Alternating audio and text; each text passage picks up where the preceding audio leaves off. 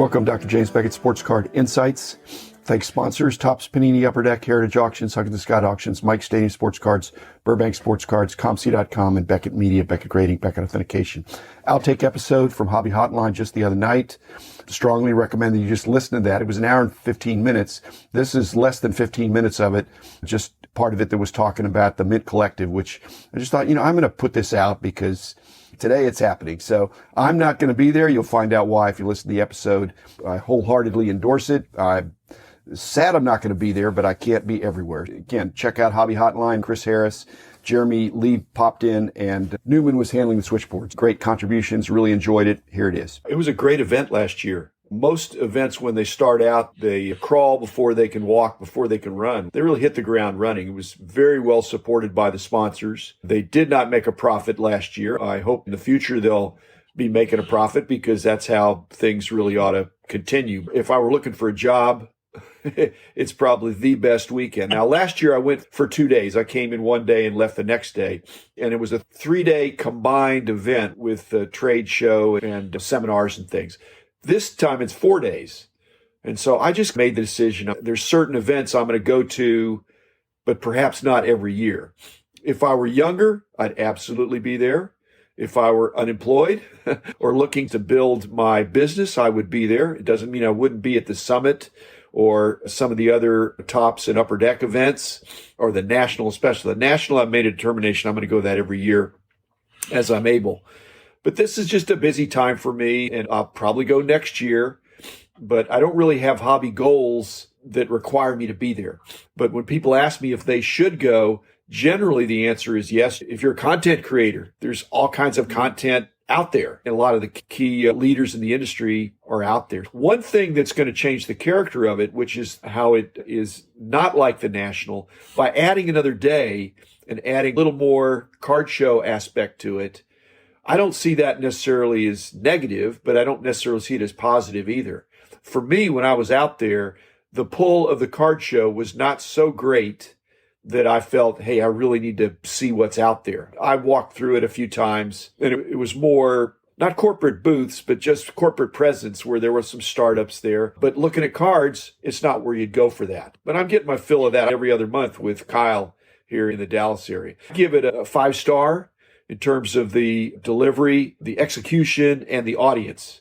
The conferences I like the best are the ones that not only are you going to hear some great speakers, but the people you're sitting next to in the audience are almost equally interesting. There's some really dedicated people there. I'm real high on it. I'm just not going to go this year. Could you compare and contrast the difference between the Mint Collective and the Industry Summit, which also has taken place the last couple of years in Las Vegas? So if you turn back the clock and go back 20 years ago, the Mint Collective evokes the original Industry Summit that Kit Young had, that then Krause took over, and then Kevin Isaacson and our company. That legacy, what it used to be, is more similar. The Industry Summit now, as my former company does, the industry's not divided necessarily in a negative way, but it just seems there are different alignments to where you've got Panini, Topps, Upper Deck, Fanatics, Leaf, all these different, and it's just interesting to try to get them all together in the same room. I think that's the goal of all these events. The fact that the Mint Collective has eBay as a presenting kind of a title sponsor, and Omaha Productions with Peyton Manning, they've got a lot going for them. But to be able to bring everybody in under the same tent is necessary. And really the only time that happens is at the National. I think Beckett's Industry Summit would love to have that too, the Mint Collective. What I like is that a number of these well-known brands in the industry are coming together. So I think my buddies at Beckett Media have been very cooperative in co-promoting and sponsoring, and there's a mutuality there that I love to see, that if we can make the pie bigger, that's cool. That's how we're going to grow the industry, and that's good for everybody. The counter-instinctual problem here, the success of the National has led to huge crowds and unbelievable representation of corporate sponsors as well as dealers as far as the eye can see. That makes it difficult to do what you want to do. Hotels are full, the aisles are full, getting around, finding people is difficult. So the Mint Collective needs to be careful. They don't need to have tens of thousands of people there and a huge card show thing. If they have a smaller card show that's more presenting some dealers and some of these new entities, these new technology companies, like they had last year, it's not as much of a distraction. The main thing with the Mint Collective that you can't do at the National is you're not competing with thousands of booths and you're not shoulder to shoulder trying to find somebody. So smaller attendance is not necessarily bad. Some of the really elite trade shows in industries, the high-end ones, are not looking for numbers. They're looking for the quality of the attendee. I think the Mint Collective achieved that last year. If they try to go for more numbers with more tables, the kind of thing that the Nationals do. The National's still fun, but don't compete with the National. Be your own high-end event. Again, at the National, if you're looking for a job and you're trying to meet with somebody, they've got 99 other people to meet with. At this, it's more carpeted, it's more first class, just a very different environment. I'm not encouraging them to make the card show so great that they have a bunch of people there that don't fit with the overall industry aspect. This is more of an industry event than a hobby event. And the National still is mainly a hobby event, I think, and secondarily an industry event. You mentioned last year they didn't make money. No, maybe. Yeah. They lost six-figure money. Okay. If that was a trend on an event like this, as good as it might be or great as it might be, might go away just from what's not sustainable cost-wise? Is that a fear? Or? Well, it wouldn't be a fear for a company like Fanatics. Yeah. So to lose hundreds of thousands of dollars at the same time gathering all the influencers and the biggest customers in your industry to come together. There's a lot of industries where they're flying their big customers and wine them and dine them and show them what's going on. This is not exactly that, but there's some big hitters here that are thinking bigger than just whether they're making money this year. Again, hats off to Collectible. I think they're thinking that way. You've heard the announcements. They've broadened their business in the last year. They'd have trouble doing that if they didn't have the awareness that they're jumping out and taking bold action to try to help build the industry. Along the way, they're building their own business. Do you think over the long run, the hobby can support essentially two industry summit type programs, both the Mint Collective and the Industry Summit?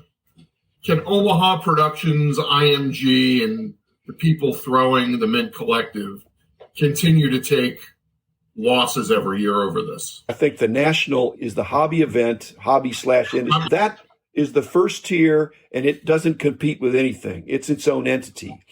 I think the next distinction you're saying is the Mint Collective versus the Industry Summit. And I think the Mint Collective is in this second group that's going to be smaller attendance than the National, but very high end, more on private equity, CEOs, presidents, opinion leaders. And that's not what the Summit is doing. The Summit has some of that. What I'd like to see consolidation with tops. I think the Industry Summit is a dealer event for professional dealers as well as local card shops. I think they do an excellent job of that, and I'd like to see it be consolidated with the tops and the upper deck dealer events where they got plenty of airtime because it's a lot of the same people. Those are the competitors to me, and I'd like to see more cooperation there. I really think that could happen. If I were in charge, I'd try to figure out how I could make that work. But to me, the Mint Collective is not in the same space as the Industry Summit because it has a corporate feel to it. It's a nicer hotel. It's a nicer everything.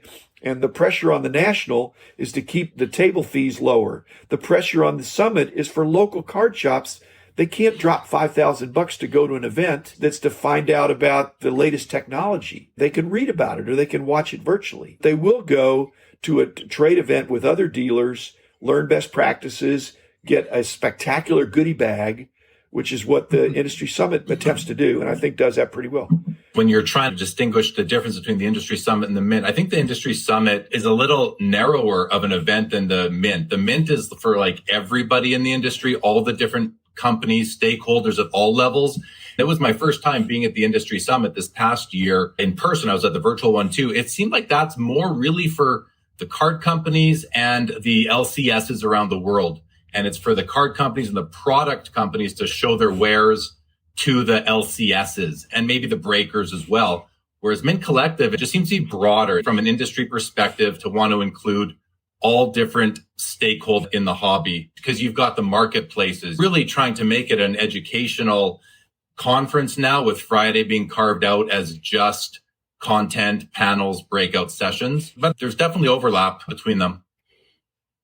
If an entity continues to maybe not profit or pay the bills surrounding an event, is the fear that it may go away unless someone else maybe comes in. Dr. Beckett mentioned Fanatics. That's a logical outlook. If it's not going to be profitable, who's going to keep on throwing good money after bad? But in most businesses that I've been familiar with, they don't expect to be profitable in their first 3 years. Jeremy, you've got a year's worth of guests at the event. You could book a whole year's worth of your show because that's the caliber of the people there. Now, they're at the National too, but it's a higher density. A bunch at the summit as well. I'm going to miss it. It's just that I'm retired. I don't think I need to be obligating myself to go to something. I'm actually going to go to Bill Huggins' funeral the next week. I'd love to go to the Mint Collective. It was a great time, great people. But I told Ezra, there's certain events I just am not going to commit to be there every year. And the National's the only one. So I'm going to hit more funerals or other kinds of one-off events that are meaningful to me because I'm not looking for a job.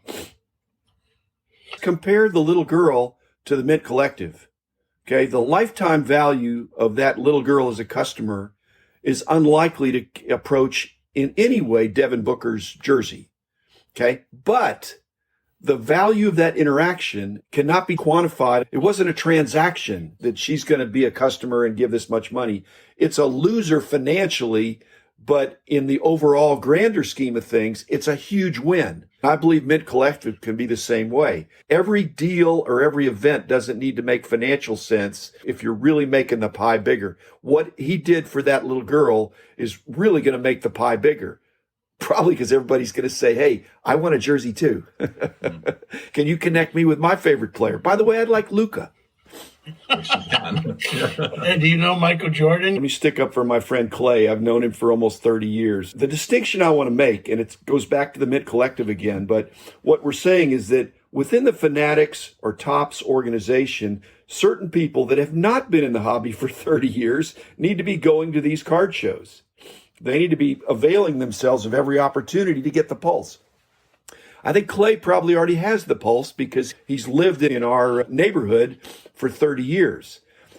So if you're not a 30-year veteran or 60-year veteran or 50-year veteran like some of us are, you don't have to go to the Mint Collective if you're not looking for a job. But if you're a 5-year veteran or a 3-year veteran or you've been in the industry since COVID, Mint Collective is, wow, that's something you can handle and you can meet the people. The newer people in the industry need to be going to all these events. I'm very pleased that anybody and everybody out of Fanatics, if they're not already a veteran collector, they need to be immersive. Frankly, I think Mint Collective is maybe an easier entree into the hobby or to the industry than the National, which is pretty overwhelming. You can get an appointment. You can go to a panel and be on the 4th row instead of trying to find somebody in the maze of booths. You walk into the showroom and about a third of the room is open space with some cocktail tables that the first night were really pretty full. So they make it easy for you to connect with other people. The hobby is the people. You walk into the National, you're immediately overwhelmed with which direction do I go, and I can't even see to the end of the room.